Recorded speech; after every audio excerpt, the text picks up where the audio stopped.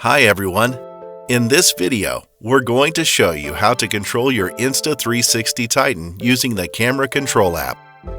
Before shooting, please make sure you insert all 9 SD cards into the Insta360 Titan. Ensure the battery is fully charged or there is a stable power supply. Connect Insta360 Titan to your mobile device. You can check the tutorial on camera connection if you need help connecting.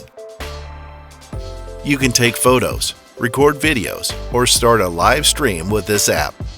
Using video recording as an example, simply tap Video to launch the shooting preview and control panel. The 6 icons under the screen preview are gyroscope switch, VR headset preview, full screen button, histogram, audio preview button, and close preview button. You can configure basic shooting settings under General menu and fine-tune the image under Exposure, Property, and Curve settings. You can tap Template in the bottom right corner to save the current parameter setting for your next shot. After setting these parameters, simply tap to record your desired content.